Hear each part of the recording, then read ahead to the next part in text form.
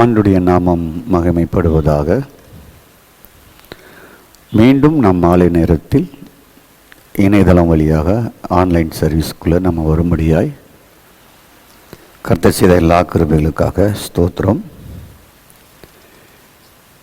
இந்த இணையதளம் வழியாக நாம் ஒருவர் சந்திப்பதிலே மிகுந்த ஒரு ஆனந்தம், மகிழ்ச்சி நமக்குள்ளே ஆண்டவர் கொடுத்திருக்கிறார். அப்படி தானே? நாம் தொடர்ந்து என்ன பார்த்து கொண்டு வருகிறோம் என்றால், நியூ மேன், புது மனிதன். புது மனிதன் எப்படி வந்தார்? மானிட உலகத்தில் இயேசுவை தவிர மரித்து 3 நாள் அடக்கம் செய்யப்பட்டு இந்த பூமியிலே உயிர்த்தெழுந்தவராக 40 நாள் எல்லாரும் பார்க்கத்தக்க தன்னை வெளிப்படுத்தினவராய், எல்லாரும் கண்களுக்கு முன்பாக பரலோகத்திற்கு எடுத்துக்கொள்ளப்பட்டார். அன்றைய விட்னஸ் ஜனங்கள் பார்த்தது. ஆகவே உயிர்த்தெழுந்த முதல் புதிய மனிதன் அவர். அவர் தமக்குள் நம்மை வைத்து சிருஷ்டித்து நம்மையும் புதிய மனிதனாக, ஒரே புதிய மனிதனாக தமக்குள் வைத்து சிருஷ்டிக்கிறார். கர்த்தருக்கு ஸ்தோத்திரம். இது கோட், ஒரே கோட், ஒரே துணியிலிருந்து தான் வந்தது. ஆனால் இதை கட் பண்ணி கை வேறு, இந்த கை வேறு, இந்த ஷோல்டர் இதெல்லாம் வேறு, காலர் வேறு, பேக் பகுதி வேறு, அது 2ஆக ஜாயின் பண்ணியிருக்கு. பாக்கெட் அதெல்லாம் வேறு, உள்ளே இருக்கிற கிளாத்து வேறு. இப்படி பல துண்டுகளாக இருந்தாலும்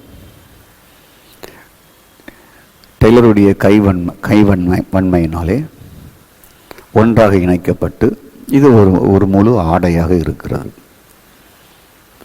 நாம் அப்படிதான் பல பகுதிகளாக இருந்தோம்.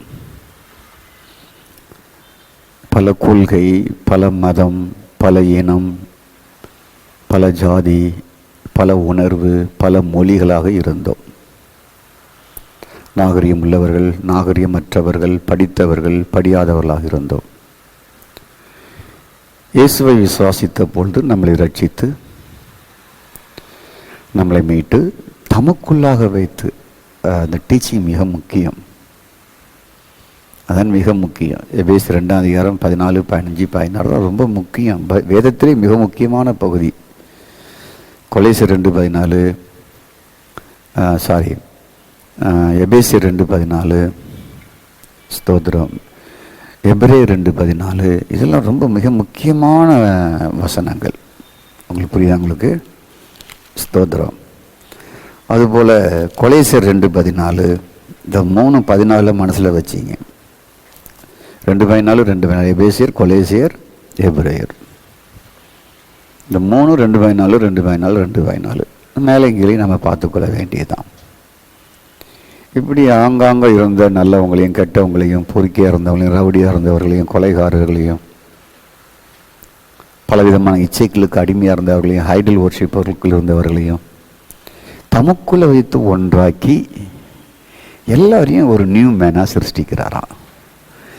புதிய மனிதனாக சிருஷ்டித்து தம்மையே அவனை உடுத்திக்கொள்ள, புதிய மனிதனை உடுத்திக்கொள்ள, அவருடைய ஸ்பாவங்களை அணிந்து கொள்ள நம்மை வைத்திருக்கிறாராம். நம்ம அனுதினமும் இந்த புதிய மனிதனை தரித்து ஒவ்வொரு நாளும், முடிஞ்சு போச்சு இல்லை, நித்தியம் வரைக்கும், இந்த உலகத்தை விட்டு போகிற வரைக்கும், நித்தியமாய், நித்திய காலமாய் அவரை தினமும் தரித்து கொண்டே இருக்க வேண்டும். ஸ்தோத்திரம். இன்னும் போக போக நல்ல காரியங்களை நீங்கள் பார்ப்பீர்கள். இன்றைக்கி நம்ம எபேசியர் எடுத்துக்கொள்ளுங்களேன். ஸ்தோத்திரம். 4:6 வாசிங்களேன். இல்லை ஒரேன்னு நிறைய வசனங்கள் வரும். உங்களுக்கு உண்டான அழைப்பினாலே ஒரே நம்பிக்கை, ஒரே சரீரம், ஒரே ஆவி உண்டு. ஒரே நம்பிக்கைக்கு அழைக்கப்பட்டது போல ஒரே சரீரமும் ஒரே ஆவி உண்டு. ஒரே கர்த்தரும், ஒரே விசுவாசமும், ஒரே ஞானஸ்நானமும், எல்லாருக்குள்ளும், இதுதான் மிக முக்கியமானது, எல்லாருக்குள்ளும்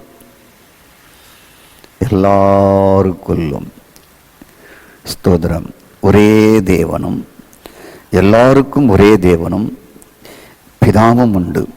எல்லாருக்கும் ஒரே தேவன், ஒரு பிதா.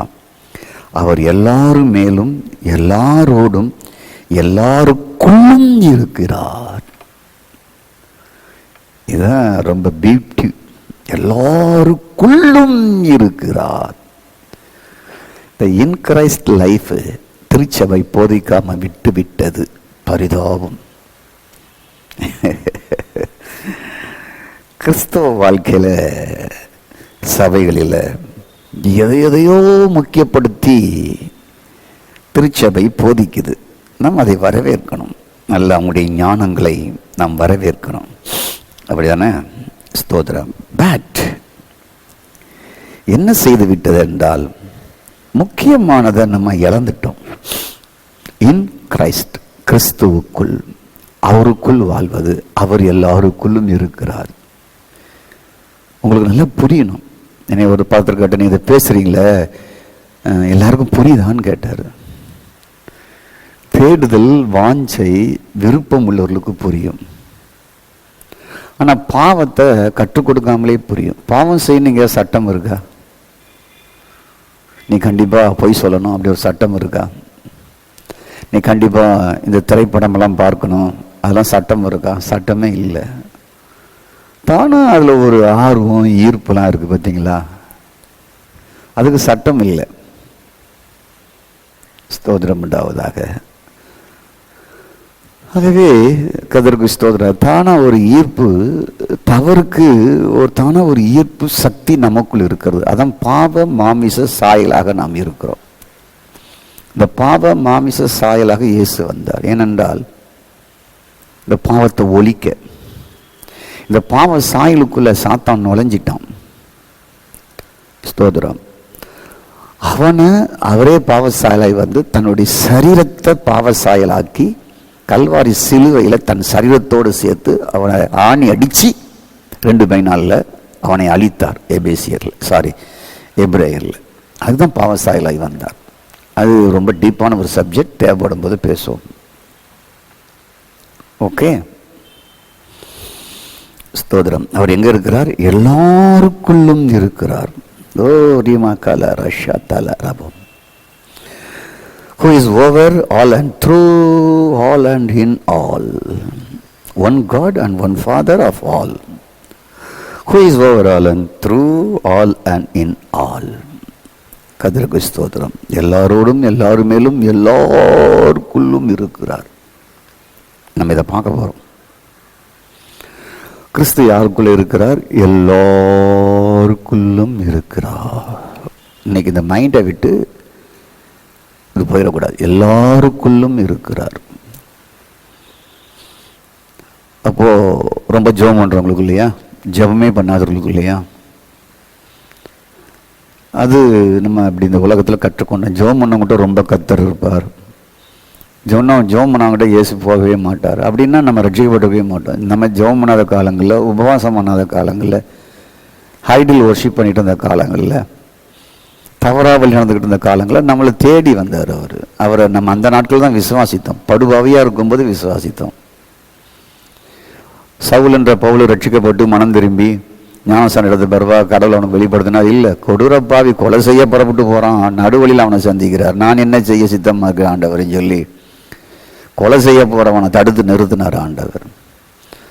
ஸ்தோத்திரம். அதுக்கு முன்னால் இந்த கிறிஸ்து யாரும் கிறிஸ்துவை பற்றி தெரியும். இந்த கிறிஸ்துவ மதத்தை அழிப்பதற்காக புறப்பட்டு போனால் அவனை சந்தித்த உடனே அப்பமே அவனை சரண் அடைச்சிட்டான். அப்பவுமே ஜோமன் ஆரம்பித்தான். அப்பவுமே நான் என்ன செய்ய சித்தமாக இருக்கேன்னு கேட்டார். ஸ்தோத்திரம். அப்போ எல்லாருக்குள்ளும் இருக்கிறார். புது மனுஷனுக்குள், புது மனுஷனாகிய எல்லாருக்குள்ளும் இருக்கிறார். அதை புரிஞ்சுக்கணும். எல்லாருக்குள்ளும் காட்டா மூட்டாங்கிட்டான் மூட்டெல்லாம் இல்லை. மனம் போற வாழ்றாங்களே உலகத்தில். ஞானஸ்தானம் எடுத்துட்டு ஞானஸ்தானம் எடுக்காம, கடவுள் பிள்ளையா இருந்து கடவுளுடைய பிள்ளையா இல்லாம, கிறிஸ்தவ பேர் வைத்துக்கொண்டு கிறிஸ்தவர்களாக வாழாம, இஷ்டம் போல மனம் போல வாழ்கிறார்களாவா இந்த உலகத்தின் மக்கள். அவர்களுக்குள்ளலாம் சொல்லலை. இது எல்லாருக்குள்ளனா பூமியில் இருக்கிற அத்தனை பேருக்குள்ளும் இல்லை. புதிய மனுஷனை தரித்தவர் எல்லாருக்குள்ள. அதான் கான்செப்ட். அதுதான் இந்த நிறுவனம் சொல்லி கொடுத்துட்டு வருது. உங்கள் எல்லாருக்குள்ளேயும் என்று பவுல் சொல்லுகிறார். புதிய மனுஷனை தரித்திருக்கிற எல்லாருக்குள்ளேயும் அவர் இருக்கிறார். தமக்குள் வைத்து புது மனிதனாக சிருஷ்டிக்கிறாரா, எல்லாரையும் வைத்து அந்த எல்லாருக்குள்ளேயும் இருக்கிறார். இப்போ உங்களுக்குள்ளே இருக்கிறாரா இல்லையாங்கிறது பார்க்கணும். இப்போ ஒரு கேள்வி, ஜெபம் பண்ணுறவங்களுக்குள்ளேயா ஜெபம் பண்ணாதவங்களையான்னு கேட்டேன். அதை தனியாக விட்டுருங்க, அந்த சப்ஜெக்டுகளே போக வேண்டாம். நீங்கள் புதிய மனிதனை தரித்திருந்தால் உங்களுக்குள்ளே இருக்கிறார், எல்லாருக்குள்ளேயும் இருக்கிறார். ஸ்தோத்திரம். இது ஜெபத்தை செய்கிறாரு, ஜெபம் செய்யலைங்கிறது காரியம் கிடையாது. அப்போ புது மனிதனை தரித்திருந்தால் தானே ஜெபம் பண்ணுவான். அதையும் புரிஞ்சுக்கணும். ஏன்னா தனக்கு கிடைத்த அந்த ப்ரிவிலேஜை நினைத்து, தனக்கு கிடைத்த அந்த ப்ரிவிலேஜை நினைத்து அவன் தானா ஜெபம் பண்ணுவான். அடிக்கடி ஆகா விமானத்தில் பிரயாணம் செய்யும் பொழுது அந்த நிர்வாகம் என்ன செய்யணும், ப்ரிவிலேஜ்னு ஒரு கார்டு கொடுக்குறாங்க. நான் வாங்கி வச்சிருக்கேன், 2 ஏர்வேக்கு நான் வாங்கி வச்சிருக்கிறேன். நீங்கள் லைனில் நிற்க வேண்டாம், ப்ரிவிலேஜ்னு ஒரு போர்டு போட்டிருப்பான். அந்த கார்டை எடுத்துக்கிட்டு நேராக சூட்கேஸ் தூக்கிட்டு போனால் போதும், நம்மளுக்கு உடனே டிக்கெட்டை கொடுத்துருவாங்க. ஸ்தோத்திரம். ஏன்னா இவர் என்னுடைய கஸ்டமர், அடிக்கடி இவர் வருகிறார். லைனில் நிற்கிறவங்க நீங்கள் என்றைக்காவது ஒரு நாள் வருகிறார்கள். இவர் மாதத்திற்கு 1 முறை 2 முறை வருகிறார். ஆகவே நாங்கள் ஒரு ப்ரிவிலேஜ் கொடுக்குறோம். இல்லை என்னென்னா ஜன்னல் ஓரமாக வைப்பாங்க, ஒரு 7 சீட்டு முன்னால் இருக்கும் விஐபின்னு, அந்த சீட்டை கொடுப்பாங்க. அந்த சீட்டை தனியாக கேட்டால் காஸ்ட்லி. இந்த ப்ரிவிலேஜ் உள்ளவங்களுக்கு இடம், அந்த இடம் அதே டிக்கெட்டில் முன்னால் உட்கார வைப்பாங்க. அப்போது ஸ்தோத்திரம், புது மனிதனை தரித்திருக்கிறவர்கள் எனக்கு கிடைத்த இந்த ப்ரிவிலேஜுக்காக, எனக்கு கிடைத்த நல்ல வாய்ப்புக்காக, இந்த நல்ல அழைப்புக்காக, இந்த நல்ல அனுபவத்திற்காக என்ன பண்ணுவாங்கன்னா, அவங்களால சும்மா இருக்க முடியாது, ஜெபம் பண்ணுவாங்க. ஸ்தோத்திரம். இதை மாதிரி இந்த வார்த்தையை பேசுகிறவங்க நல்லா ஜெபம் பண்ணுவாங்க. முதல்ல புரிந்து கொள்ளுங்கள். குழப்பவாதிகள் தான் ஜெபம் பண்ணாமல் ஏதாவது ஒரு வசனத்தை எடுத்து அவங்க பாட்டில் பேசிகிட்டு இருப்பாங்க. அப்போது இந்த புது மனுஷன் தனக்குள் வைத்திருக்கார் அல்லவா, யாரையெல்லாம் புது மனுஷனை தரித்திருக்காரோ, தமக்குள் வைத்து சிருஷ்டித்திருக்கிறாரோ, அந்த புது மனுஷனுக்குள் எல்லாருக்குள்ளேயும் பிதா இருக்கிறார். இயேசு போகும்பொழுது, இந்த உலகத்தை விட்டு நான் போகிறேன்பா, எனக்கு காலம் வந்துட்டு நான் போகிறேன், திக்கற்றவங்களை கைவிட மாட்டேன், தேற்றராகிய பரிசுத்தாவியை உனக்கு அனுப்புகிறேன் அப்படின்னு சொல்லிகிட்டே இருக்கும்போது இந்த அதிகாரத்தில் 15ஆம் அதிகாரத்தில் நான் திரும்பி வருவேங்கிறாரு. ரிட்டர்ன் ஐ வில் கம் என்று சொல்கிறார். நான் வருவேன். ஸ்தோத்திரம். வந்து நான் உங்களுக்குள் இருப்பேன், நீங்கள் எனக்குள்ளே இருப்பீங்க, பிதா எனக்குள்ளே இருப்பார். பிதாக்குள்ளே நான் இருப்பேன், நான் உங்களுக்குள்ளே இருப்பேன், நீங்கள் எனக்குள்ளே இருப்பீங்க. வந்துடுவேன், ஆனால் உங்களுக்குள்ளே நான் வந்துடுவேன் அப்படிங்கிறாரு. ரிட்டனாக போய் மரித்து அடக்கம் பண்ண போட்டு ஆவியாக மீண்டும் உங்களுக்குள்ளே நான் வந்துடுவேங்கிறாரு. நான் வந்துடுவேன், நீங்கள் எங்களுக்குள்ளே வந்துடுவீங்க. நான் எனக்குள்ளே இருப்பேன், நீங்கள் உங்களுக்குள்ளே இருப்பீங்க. உங்களுக்குள்ள நான் இருப்பேன், எனக்குள்ள நீங்க இருப்பீங்க அப்படிங்கிறாரு. அப்போ ஒருவன் உங்களுக்கு போதிக்க வேண்டியதில்லை. இப்போது நான் சொன்ன ஓமைகளைப் போல அப்பொழுது கற்றுக் கொடுக்க வேண்டிய அவசியம் இல்லை. அப்பொழுது உனக்குள் இருந்த பரிசுத்த ஆவியானவர், தன்னையத்தான் அப்படி சொல்லுகிறார், பரிசுத்த ஆவியானவர் எல்லாவற்றையும் உங்களுக்கு வெளிப்படுத்துவார். உங்களுக்கு ஓமையை சொல்ல வேண்டிய அவசியம் இல்லைங்கிறாரு. கர்த்தருக்கு ஸ்தோத்திரம். சரி, அப்போ புது மனுஷனை தரித்து புது மனுஷனுக்குள் யாராயிருந்தாலும் இருக்க முடியும். ஒரு அடிமை, அந்த காலத்தில் அடிமை வியாபாரம் இருந்தது. அடிமை மற்ற மக்களை பிடித்து வைத்து அடிமையாக விற்று அந்த அடிமையை விலைக்கு வாங்கி வீடுகளில் அடிமையாக சம்பளம் இல்லாமல் கொடூர வேலை வாங்கி வைத்திருப்பார்கள். அந்த அடிமை சபைக்கு வந்தான், இயேசுவை ஏற்றுக்கொண்டு. அந்த அடிமைக்கு எஜமானா இருக்கணும், சபைக்குள்ள வந்தான். ஸ்தோத்திரம். யூதர்கள் வந்தார்கள், யூதர்கள் ரட்சிக்கப்பட்டு வந்தாங்க.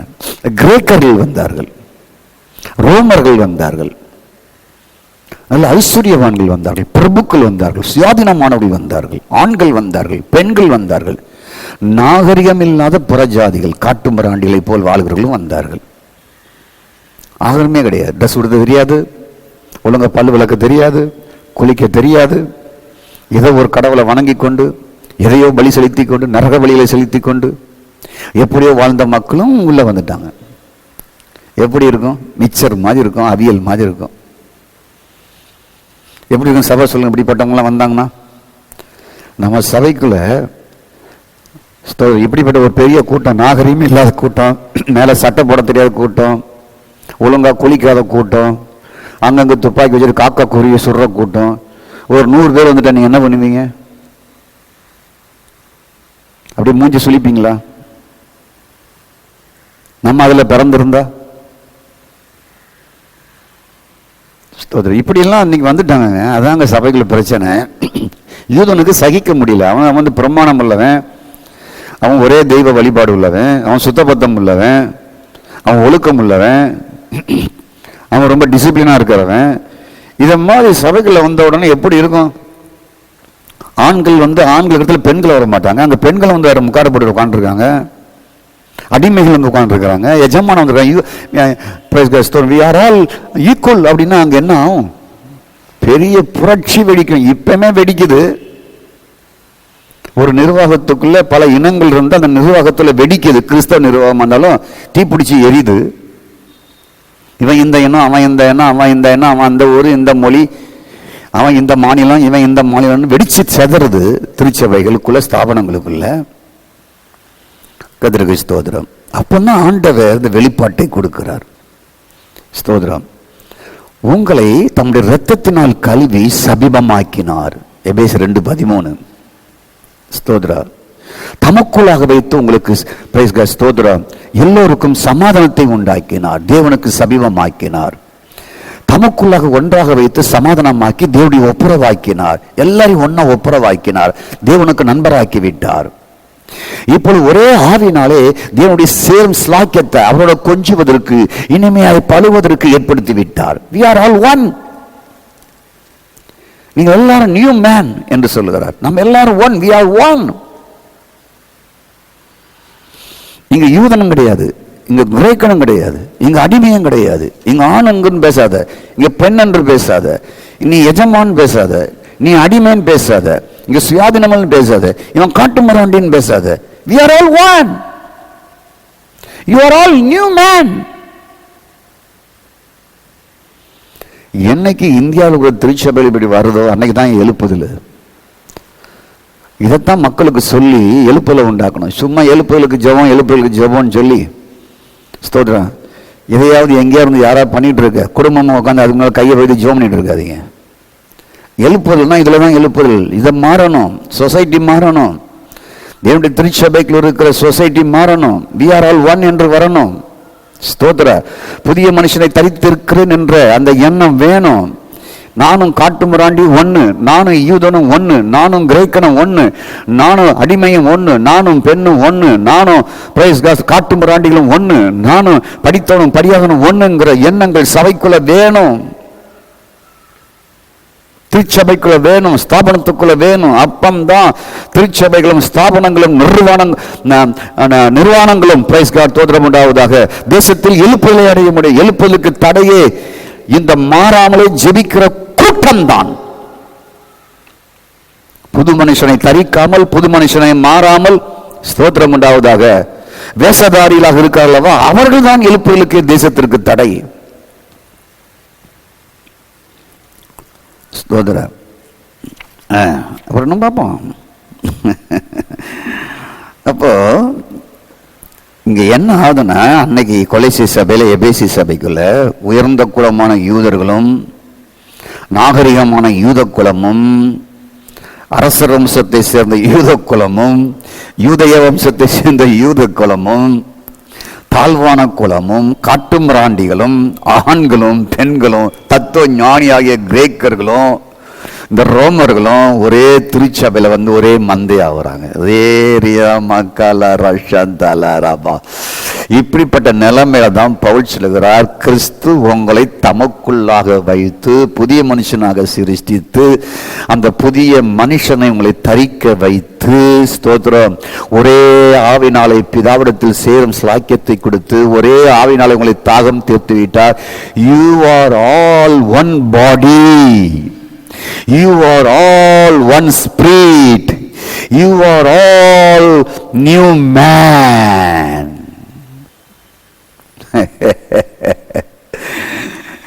ஹலோ, புரிஞ்சுதா? புரிஞ்சாதான் எழுப்புதல். நான் கனவு காண்கிறேன், என் மாவட்டம், என் சபை, என்னை சார்ந்திருக்கிறவர்கள் எல்லாரும் இதுபோல் மாற வேண்டும். மரணம் எத்தனிப்பதற்குள்ளே மாபெரும் எழுப்புதலை, இதில் ஒரு புரட்சியை தேவன் உண்டாக்குவதிலே நான் விரும்புகிறேன். பூமியின் கடையாந்தத்தில் உள்ளவர்களுக்கு இந்த செய்திகள் போக வேண்டும் என்று விரும்புகிறேன். அப்போ புதிய ஏற்பாட்டு காலத்தில் என்ன பிரச்சனை? 2020 பிரச்சனை, தேசத்தில் பிரச்சனை, எல்லா கொள்கையிலையும் பிரச்சனை. கிரேக்கர்கள், ரோமர்கள், யூதர்கள் ஒன்றாக இருக்க முடியாது. நாகரிகமானவன், நாகரிகமற்றவன், வசதி படித்தவன், அடிமை, எஜமா ஒன்னா இருக்க முடியாது. ஈக்குவலா கீழே உட்கார முடியாது, தரையில உட்கார முடியாது. அன்னைக்கு தரையில உட்கார முடியாது, ஒரே சர்ச்சுக்குள்ள உட்கார முடியாது, உட்கார மாட்டாங்க. இவன் தத்துவத்தை பேசுவான், அவன் பிரமாணங்களை பேசுவான், விதிமுறைகளை பேசுவான், லா பேசுவான். யூதன் நியாயப்பிரமாணத்தை பேசுவான். ஏய், விருத்தச்சேதனம் பண்ணியான்னு கேட்பான், பலி செலுத்தினியான்னு கேட்பான், குளிச்சியான்னு கேட்பான். நாத்தம் பிடிச்ச பசங்களெல்லாம் சபைக்குள்ள வந்து வச்சிருக்கிறியே, பக்கத்தில் இருந்து ஆராதிக்க முடியலையே, கையை ஓய்த்தலாவே நார்தப்பா, இவனெல்லாம் கொண்டு உள்ள வச்சுட்டு சபைங்கிறியப்பா. இந்த சபைகளை எப்படிப்பா ஆராதிப்பான்? நாத்தம் பிடிச்சவன் இருக்கிறான், நாத்தம் பிடிச்சவன் இருக்கிறான், ஸ்தோத்திரம். நாகரிகம் இல்லாதவன் இருக்கிறான், ட்ரெஸ் பண்ணாதவன் இருக்கிறான், ஸ்தோத்திரம். குடியார பையன் உள்ள இருக்கிறான், உலகத்தில் பொறுக்கிய வாழ்ந்தவங்க உள்ள இருக்கிறான், தத்துவத்தை பேசுகிறவன் இருக்கிறான். நான் எப்படியா ஒன்னா இருப்பேன்? இந்த சமய சமாளிக்க பவுல் கர்த்தர் பயன்படுத்தினார்.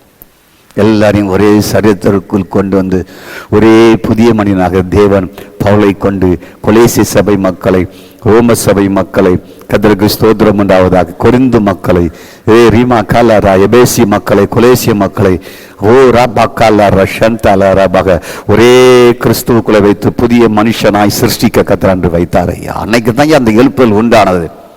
ஒரு 50 ஆண்டுகள் உலகம் முழுவதும் சுவிசேஷம் வெடித்து போவதற்கு காரணம் இதுதான் என் காரணம்.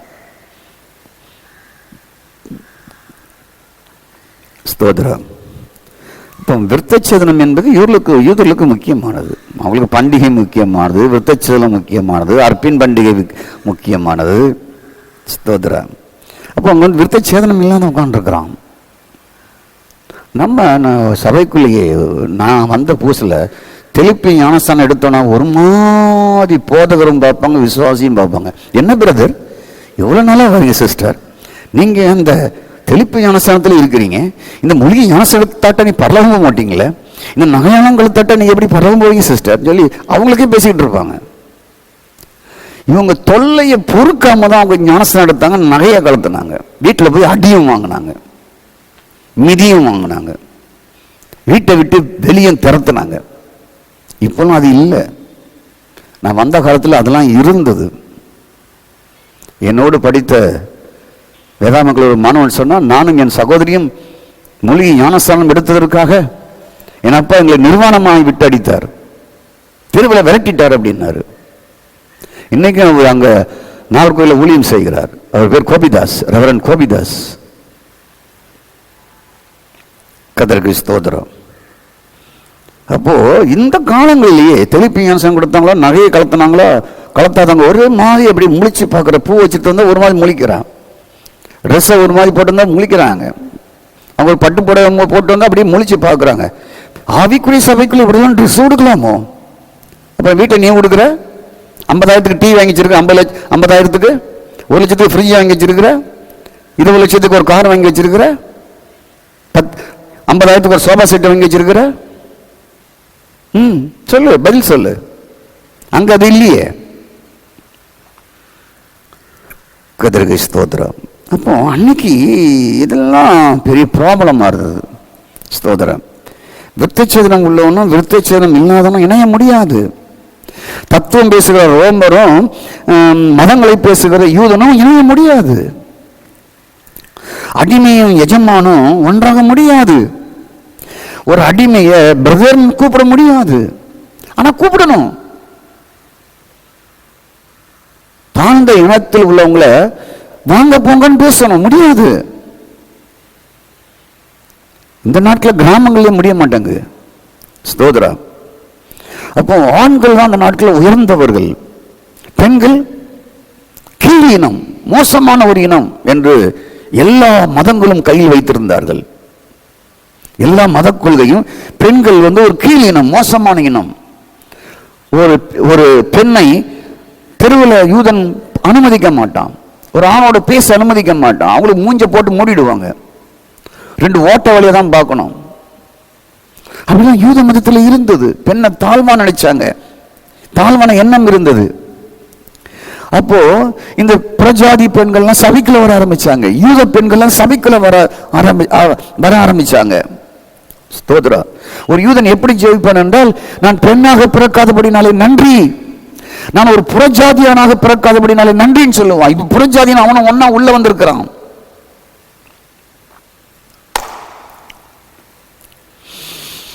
இப்போ ஆணும் பெண்ணும் சமம் என்று ஆகிறது. ஆனா வாழ்க்கையில இல்லை. கிறிஸ்து எல்லாருக்குள்ளேயும் எல்லாவற்றுக்குள்ளேயும் இருக்கிறார். நீ சொல்லுகிற இந்த பிரிவினை காரங்களுக்குள்ளேயும் இருக்கிறார், உனக்குள்ளேயும் இருக்கிறார். நீ பார்க்கிற இந்த வித்தியாசமானவர்களுக்குள்ளேயும் இருக்கிறார். நமக்குள் அந்த எண்ணம் தான் அவசியம். எனக்குள்ளேயும் இருக்கிறார். இந்த சமுதாயத்தில் வேறு விதமாய் பார்க்கிற அன்பு சகோதரனுக்குள்ளேயும் சகோதரிக்குள்ளேயும் இருக்கிறார். ஸ்தோத்திரம். இந்த அனுபவம் நம்முடைய சபைகளுக்குள்ளே வர வேண்டும். எனக்குள்ளேயும் இந்த சபைக்குள் எல்லாருக்குள்ளேயும் அவர் இருக்கிறார். ஸ்தோத்திரம். இன்னைக்கு பிரிவினை சபைகள் ஏன்? ஒரே பிரிவை சேர்ந்த சபைக்குள் பலவிதமான கோட்பாடு இருப்பது ஏன்? ஒன்றாக கூடி சாப்பிட்டாலும், ஒன்றாக ஆவில் நிரம்பினாலும், ஆராதித்தாலும் ஏன் வித்தியாசங்கள் உள்ளே இருக்கிறது? ஸ்தோத்திரம். போதகர் நல்லா தான் போதிக்கிறார், ஆனால் வாழ்க்கையில் பிராக்டிக்கல இல்லை. பல உணர்வுகளோடு வாழுகிறார்கள்.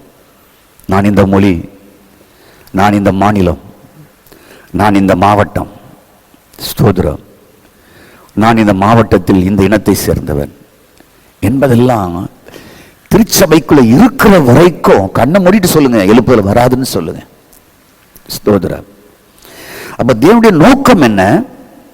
தமக்குள் வைத்து எல்லாரையும் புது மனிதனாக சிருஷ்டிக்கிறார். எல்லோருடும் எல்லோருக்குள்ளேயும் இருக்கிறார். இன்னைக்கு செய்தி அதுதான், எல்லோருக்குள்ளேயும் இருக்கிறார். அப்ப சபையில ஜெபம் குறைவா? சபையில உபவாசம் குறைவா? போதகர் பண்ற பிரசங்கம் குறைவா? சுத்திகரிப்பு ஜெபம் இல்லையா? உபவாச ஜெபம் இல்லையா? எழுப்புதல் ஜெபம் இல்லையா? ஆத்துமாதாய ஜெபம் இல்லையா? சொல்லுங்க, வேத பாடம் இல்லையா? எல்லாம் இருக்கு. ஆனா எல்லா சாணியும் குப்பையும் மலமும் இருக்கு உள்ள சபைக்குள்ள. மல நான் 8ஆம் நாள் விருத்தச்சேதனம் அடைந்தவன், பென்யமீன் கோத்திரம், அதெல்லாம் ஒரு மலம் என்று சொல்லுகிறார். குப்பை சாணம் அப்படிங்கிறார். கிராமங்களில் போய் குப்பை குழின்னு வச்சிருப்பாங்க, அதான் குப்பை. அதற்கு எல்லா மனித கழிவுகள், மிருக கழிவுகள் உள்ள கிடக்கும், அதான் குப்பை. அதுதான் கிரேக்க வார்த்தை சொல்லுது, மலம் குப்பை அப்படின்னு சொல்லி. அதான் இன்னைக்கு அணைச்சிக்கிட்டு இருக்கிற மக்கள். ஸ்தோத்திரம். அப்போ நாம் அறிவது, ஆவியானவர் நம்மை நடத்த வேண்டியது வேத வார்த்தை வழியாக. நான் சொல்லுவது என்னவென்றால், உங்களை சிருஷ்டித்தருடைய புதிதாக்கப்பட்ட புதிய மனுஷர்களை நீங்கள் தரித்துக் கொண்டிருக்கிறீர்கள். ஸ்தோத்திரம். இந்த ஞானம் வேண்டும், இந்த அறிதல் வேண்டும், இந்த வெளிப்பாடு வேண்டும். இது யாவருக்குள்ளும் பிரவாகித்து இந்த செய்தி செல்ல வேண்டும். ஸ்தோத்திரம். சபை எப்பொழுது எழுப்புதல் அடையும்? இந்த நிலைமைக்கு வந்தாதான். ஸ்தோத்திரம். பிரச்சனை ஜெபமா? இல்லை. பிரச்சனை உபதேசமா? இல்லை. பிரச்சனை ஆராதனையா? இல்லை. பிரச்சனை பாட்டா? இல்லை. ஸ்தோத்திரம். அப்ப பிரச்சனை என்னதான்? பிரச்சனை சபைக்குள்ள புதிய மனுஷன் தரித்தவர்கள் இல்லை. எல்லாம் ஓல்டு மேனா, கிழமை ஆதாமா இருக்கிறாங்க.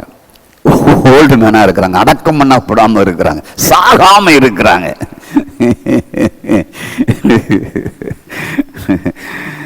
கர்த்தருக்கு ஸ்தோத்திரம். அப்போ உபதேசம் பிரச்சனை இல்லை, ஆராதனை பிரச்சனை இல்லை, பாட்டு பிரச்சனை இல்லை, ஐக்கியம் பிரச்சனை இல்லை, ஃபெலோஷிப் பிரச்சனை இல்லை, அதெல்லாம் பிரச்சனை இல்லை. அதெல்லாம் நிறையவே இருக்கு, அளவுக்கு மிஞ்சி இருக்கு.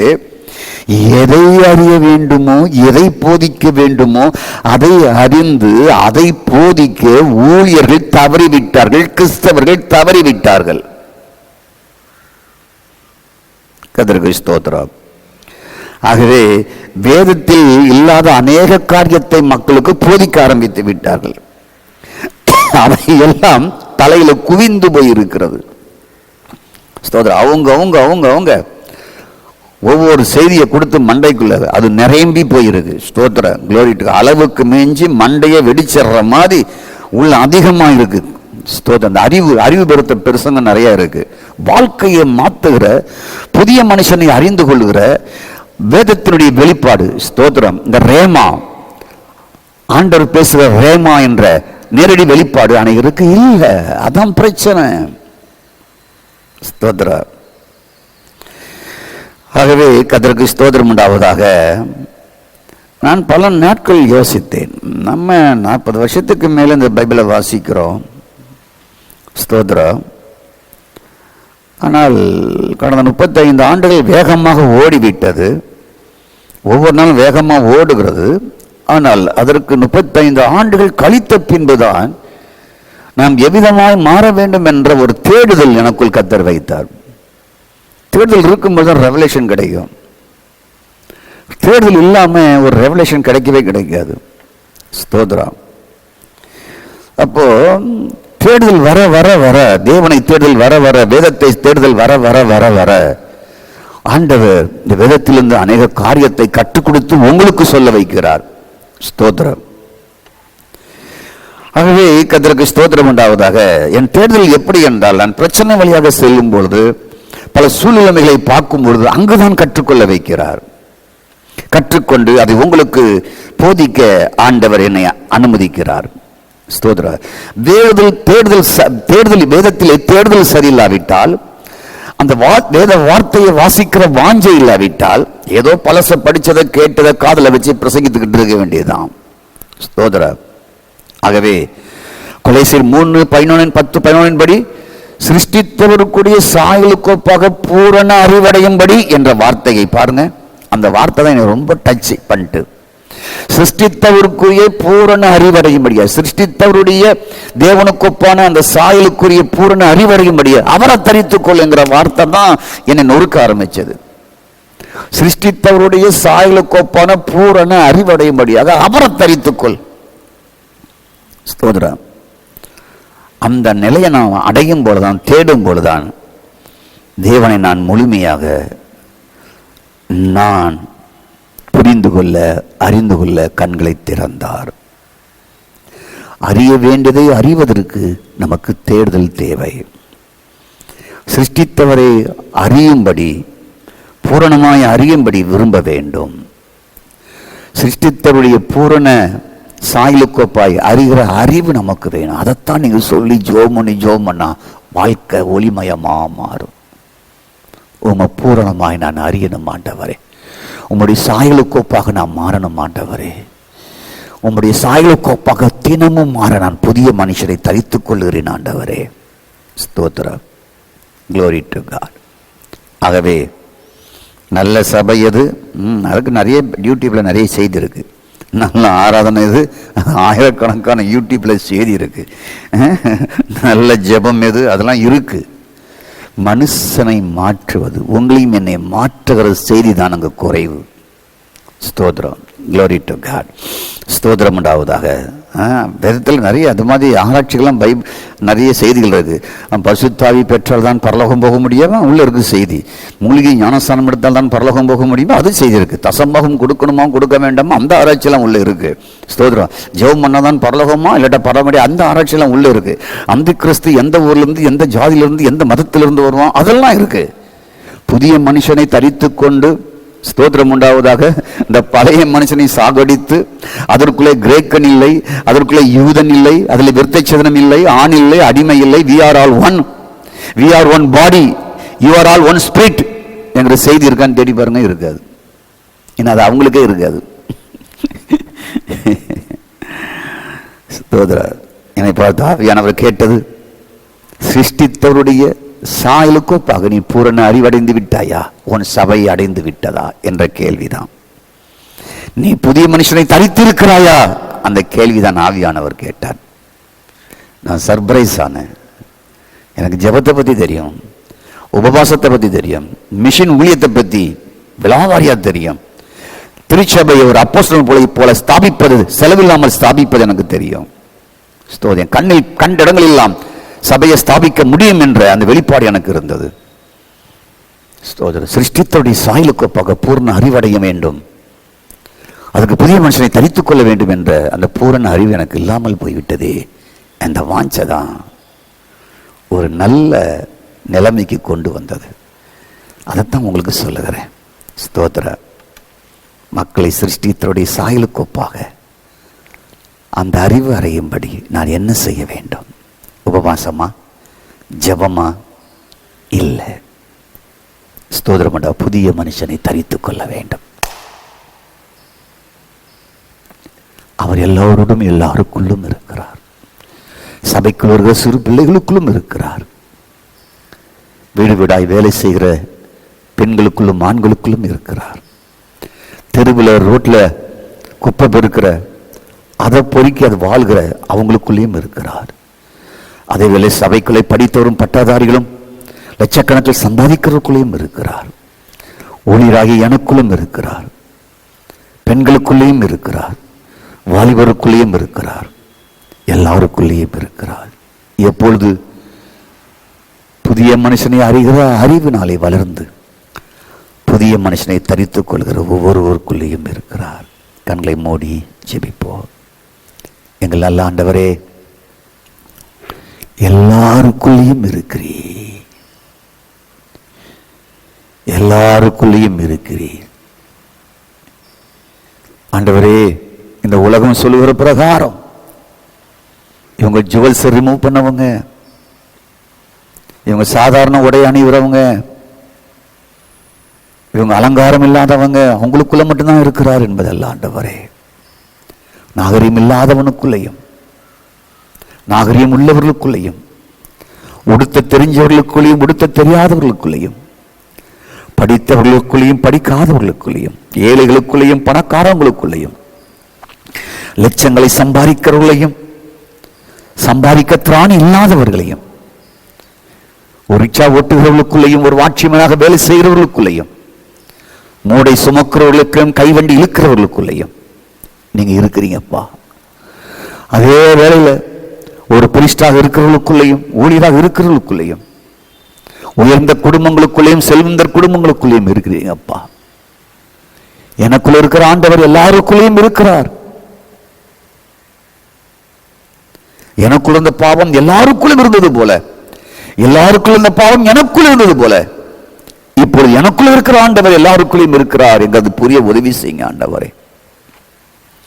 பாவம் எல்லாருக்குள்ளேயும் இருந்தது, ஆனால் இப்போது கிறிஸ்து எனக்குள் இருக்கிறார், எல்லாருக்குள்ளேயும் இருக்கிறார் என்ற அறிதலை மக்களுக்கு கொடுங்க. இயேசுவின் நாமத்தில் பிதாவே, ஆமென், ஆமென்.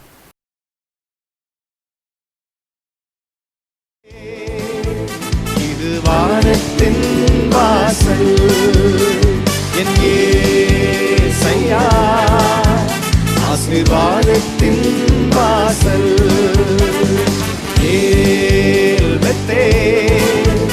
இது வானத்தின் வாசல், என் இயேசையா. ஆசீர்வாதத்தின் வாசல். தலை சாய்க்கும் கல் நீரையா